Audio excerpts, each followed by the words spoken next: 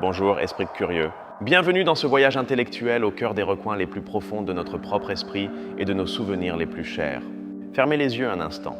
Pensez à un souvenir heureux de votre passé, peut-être la musique de votre adolescence, le goût d'un plat de votre enfance ou un après-midi d'été insouciant. Sentez cette chaleur qui vous envahit? C'est ça, mes amis, la nostalgie. C'est l'une des émotions humaines les plus puissantes et universelles. Un refuge sûr où notre esprit se retire en période de stress ou d'incertitude. Mais et si je vous disais que ce refuge peut se transformer en une prison dorée? La question que nous allons explorer aujourd'hui est aussi simple que dérangeante. Notre nostalgie d'un passé idéalisé est-elle une façon de fuir un présent qui ne nous satisfait pas? Réfléchissez-y un instant, car la clé réside ici dans un mot, idéalisé. Notre mémoire n'est pas une caméra vidéo qui enregistre les faits avec une fidélité totale. C'est plutôt un artiste, un peintre qui retouche la réalité. Psychologues et neuroscientifiques étudient ce phénomène depuis des années. Ils l'appellent la rétrospection idyllique, ou en anglais, rosy rétrospection. C'est la tendance de notre cerveau à se souvenir des événements passés comme étant bien plus positifs qu'ils ne l'ont été en réalité. Ce mécanisme mental filtre les émotions négatives. L'ennui, l'anxiété, les petites frustrations quotidiennes de ce supposé passé glorieux. Tout cela s'estompe avec le temps. Ce qui reste est une version éditée et embellie du passé, un film de best-of où nous ne nous souvenons que des moments phares, des rires et du sentiment de sécurité. Mais alors, pourquoi notre cerveau agit-il ainsi? D'un point de vue évolutif, cela a du sens. Se souvenir des bons moments nous aide à maintenir une image positive de nous-mêmes et à aller de l'avant malgré les difficultés. Le problème n'est pas le mécanisme en soi, mais la dose. Le problème surgit lorsque le présent est perçu comme si insatisfaisant, si plein d'incertitudes ou de douleurs, que le passé idéalisé cesse d'être un souvenir agréable et devient le seul endroit où nous voulons vivre. C'est ici que la sociologie nous donne un indice crucial. Les périodes de grands changements sociaux, de crises économiques ou d'instabilité politique sont des terreaux fertiles pour la nostalgie collective. Soudain, tout le monde semble s'accorder sur le fait que c'était mieux avant. On entend des phrases comme « de mon temps », « les choses étaient différentes » ou « les gens avaient plus de valeur ». Ces affirmations résistent rarement à une analyse historique rigoureuse, mais elles sont émotionnellement très puissantes. Elles créent un sentiment d'identité partagée, d'appartenir à un « nous » qui comprenait le monde, par opposition à un présent confus et étranger. C'est une ancre au milieu de la tempête. Mais cette ancre peut empêcher le bateau de naviguer. Lorsqu'une société s'éprend d'une version fictive de son passé, elle risque de tenter de recréer des conditions qui n'ont jamais réellement existé, ignorant les problèmes réels du présent. Au niveau personnel, l'effet est très similaire. Si vous sentez que votre travail ne vous épanouit pas, que vos relations sont compliquées ou que l'avenir est incertain, il est très tentant de se réfugier dans le souvenir de l'époque où vous étiez jeune, libre et heureux. Le danger est que vous comparez la version éditée et parfaite de votre passé avec la version brute et non éditée de votre présent. C'est une comparaison injuste, une bataille que le présent perdra toujours. Cela génère un cycle d'insatisfaction. Plus vous êtes insatisfait de votre présent, plus vous vous réfugiez dans le passé. Et plus vous passez de temps dans le passé, moins vous avez d'énergie et de motivation pour améliorer votre présent. La nostalgie, en ce sens, agit comme une drogue. Elle vous procure un soulagement temporaire, une dose de dopamine, le neurotransmetteur du plaisir, en vous remémorant ces moments dorés. Mais l'effet s'estompe et la réalité revient, parfois paraissant encore plus grise qu'avant. Il existe même un concept fascinant qui démontre à quel point cette émotion peut être déconnectée de la réalité. On l'appelle anémoia, un mot qui décrit la nostalgie d'un temps que l'on n'a jamais connu. Pensez aux gens qui idéalisent les années 80 sans les avoir vécues, se basant sur des films et de la musique. Ou ceux qui ressentent une étrange mélancolie pour l'époque victorienne. C'est la nostalgie de l'idée d'un passé, non du passé lui-même. Cela prouve que la nostalgie est moins une question de souvenir qu'une question de besoin. Le besoin de simplicité dans un monde complexe, le besoin de connexion à une époque d'isolement, le besoin de sens dans un présent qui semble parfois en manquer. Les publicitaires et les stratèges marketing le savent parfaitement. Ils nous vendent constamment des produits, des films et de la musique enveloppés sous la bannière de la nostalgie. Ils savent que cette connexion émotionnelle est un puissant levier de vente.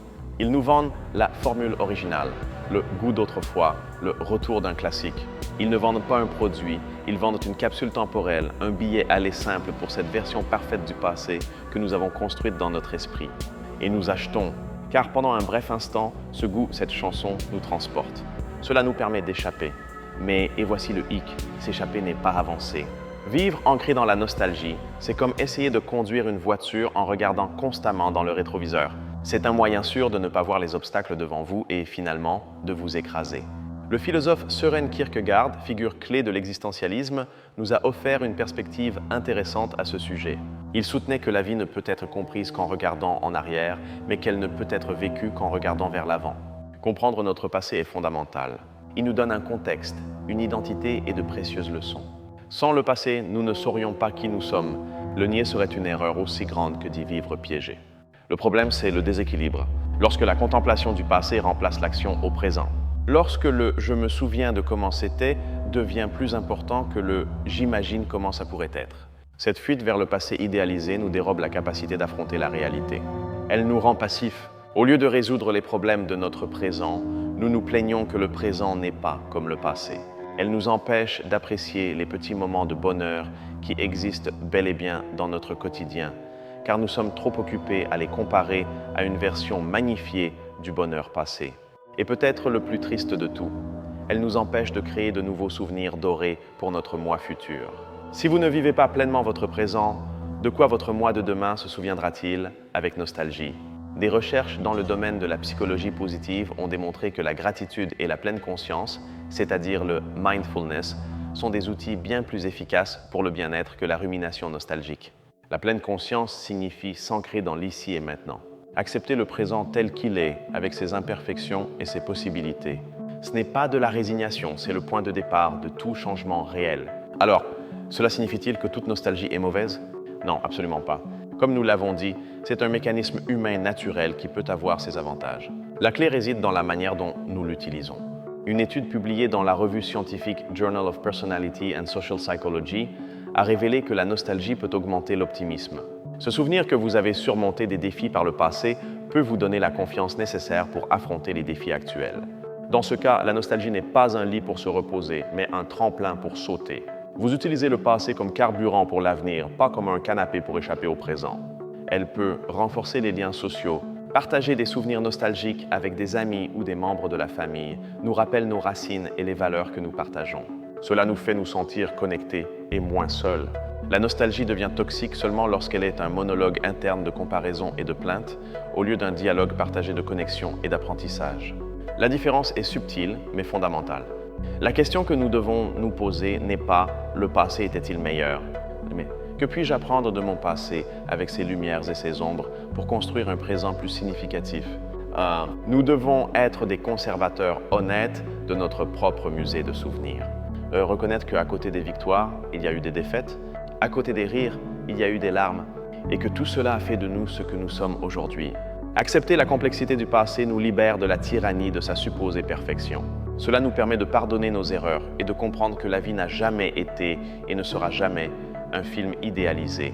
Ainsi, la prochaine fois que vous ressentirez cette pointe de nostalgie, ne la réprimez pas. Accueillez-la, demandez-lui ce qu'elle vient vous dire. Est-ce un rappel de votre force, une leçon non apprise, ou est-ce le chant des sirènes de l'évasion? Si vous découvrez que c'est une fuite, soyez bienveillant avec vous-même. Reconnaissez l'insatisfaction que vous ressentez dans votre présent. Ne la cachez pas sous le tapis du passé. Regardez-la en face. La nommer est le premier pas pour pouvoir la changer.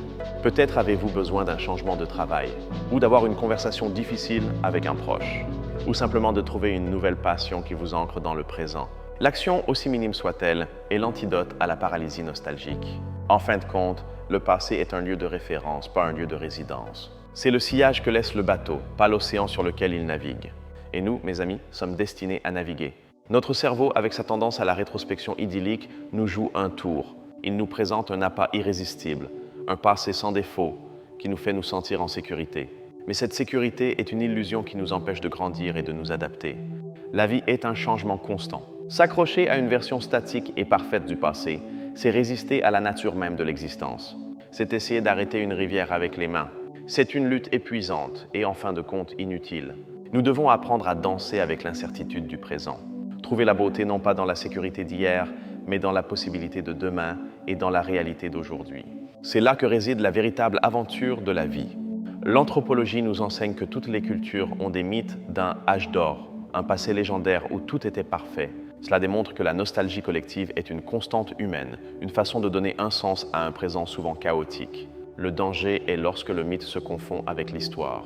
Lorsque la politique utilise cette nostalgie pour manipuler, promettant un retour à une grandeur qui repose sur une fiction, cela peut mener à l'intolérance et au rejet de la complexité du monde actuel. Il est crucial de développer une pensée critique envers nos propres émotions nostalgiques. Nous interroger, qu'est-ce qui me manque vraiment? Une époque spécifique ou la sensation de jeunesse, de potentiel, de simplicité que j'y associe?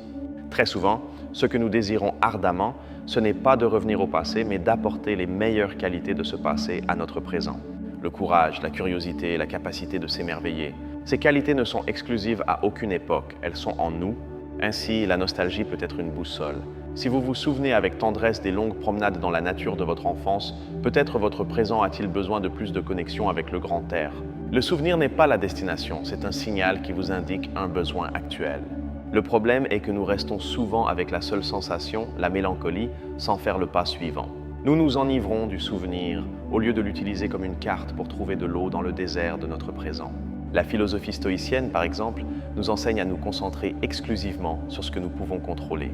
Le passé est hors de notre contrôle. L'avenir est incertain.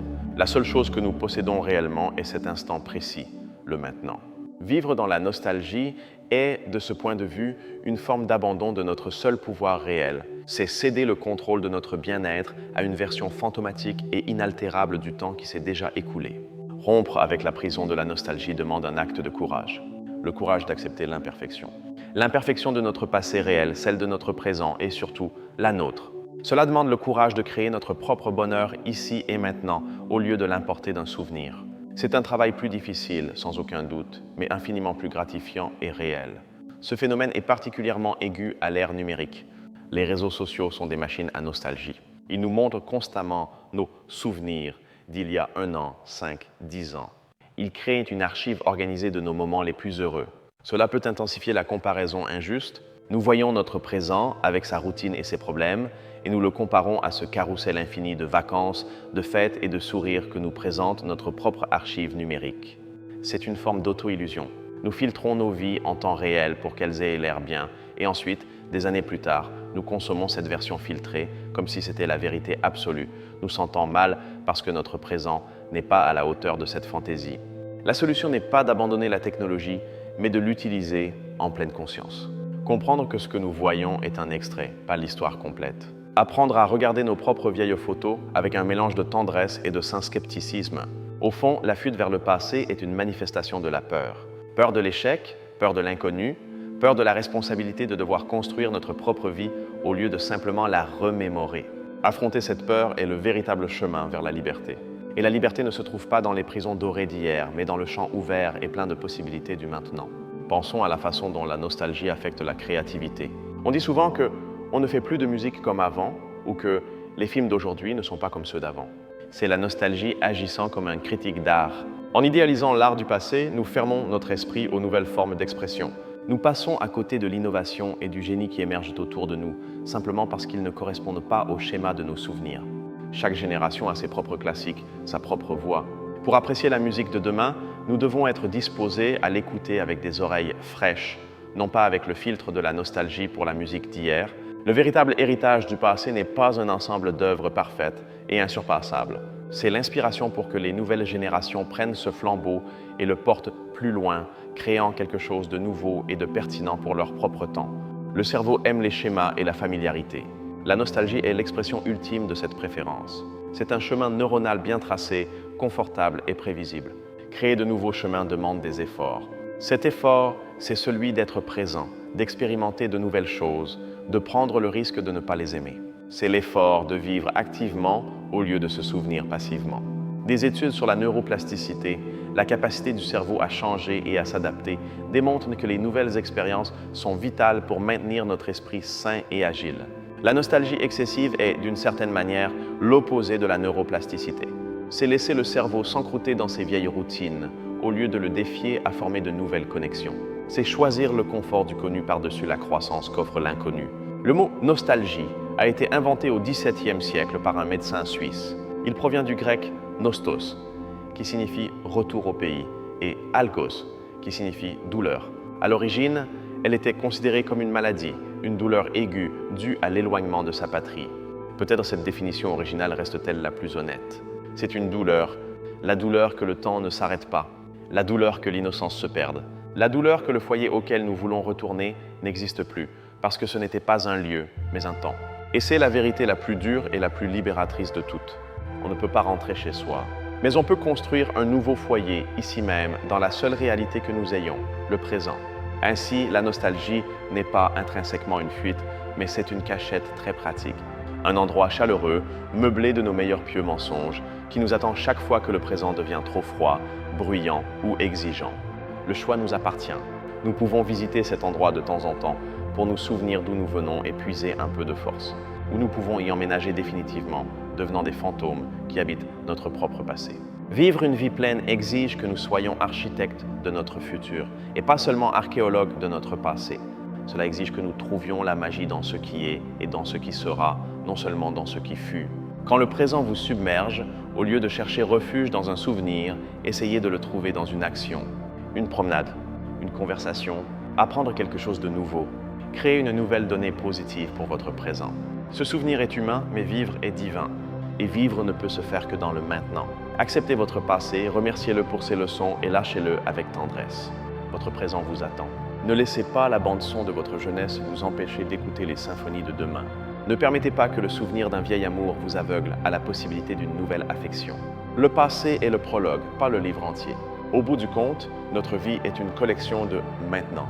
Si nous gaspillons chaque maintenant en aspirant à un avant, nous nous retrouverons à la fin avec une collection de moments vides et un profond sentiment de regret. Le bonheur n'est pas un lieu où l'on retourne, mais un chemin que l'on construit, brique par brique, moment par moment, avec les outils que nous avons aujourd'hui et non avec ceux que nous nous souvenons avoir eus hier. Le véritable paradis n'est pas celui que nous avons perdu, comme beaucoup le croient, mais celui que nous n'avons pas encore construit. Et le seul endroit où nous pouvons commencer à le construire est ici. Et le seul moment où nous pouvons commencer, c'est maintenant. Ainsi, en conclusion, oui, la nostalgie d'un passé idéalisé peut être une puissante forme de fuite face à un présent insatisfaisant. C'est un piège subtil, une prison dorée construite avec nos meilleurs souvenirs. Mais la clé de cette prison a toujours été dans notre poche. C'est la conscience, l'acceptation et la décision courageuse de vivre dans le seul temps qui nous appartient vraiment, le présent. Merci de m'avoir accompagné dans cette réflexion si profonde. C'est un sujet qui nous touche tous et l'explorer ensemble est un privilège. J'apprécie sincèrement votre temps et votre attention. Si ce voyage vous a fait réfléchir, abonnez-vous pour ne pas manquer nos prochaines explorations de l'esprit humain. Et maintenant, j'aimerais connaître votre avis. Laissez un commentaire. La nostalgie est-elle un refuge ou une prison pour vous ?